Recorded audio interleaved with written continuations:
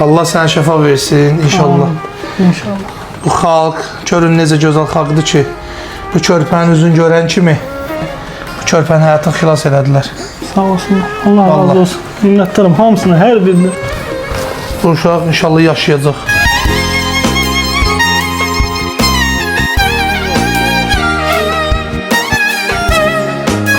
Yəni həqiqətən Azərbaycan xalqına çox təşəkkür edir. Rahid bəy sizə çox təşəkkür edirik ki, bizim körpəmizi qoymadınız nəsə olmağa.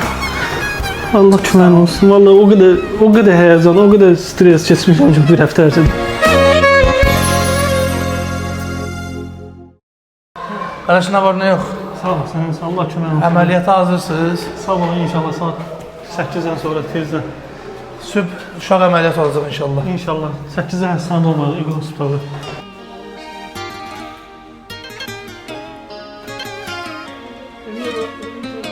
İndi analizə götürdülər, kan analizi götürdülər, ürəyin yoxladılar.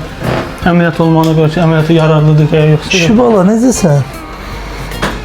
İnşallah düzələr. Sabah əməliyyata gedir. İnşallah. Əməliyyata gedir. Sağalacaq Allahın izni ilə. İnşallah.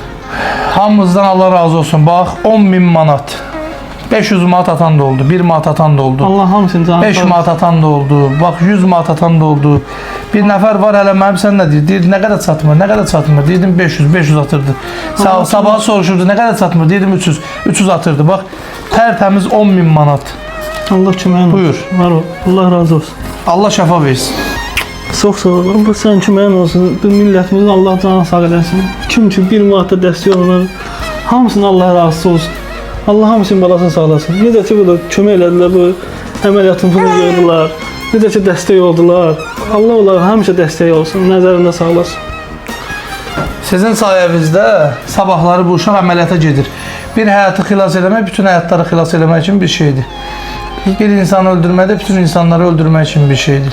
Azərbaycan xalqına çox təşəkkür edirəm. Bizi bu dar gündə tək qoymadı. Heç ümidim yox idi da, yəni hər gün ağlayırdım ki, uşağa nəsə olacaq, ümidimiz yox idi. Çox sağ olun, Allah sizdən razı olsun Rahid bəy. Bizi bu çətin gündə tək qoymadınız. Azərbaycan xalqına çox təşəkkür edirik. Kim ki dəstək olub, Allah köməyiniz olsun. Qardaşa yaxınlaşıbsınız, 1601 veribsiniz, 600 manat bir veribsiniz və s. Qardaş özü 2-3 minə yaxın pul siz tərəf.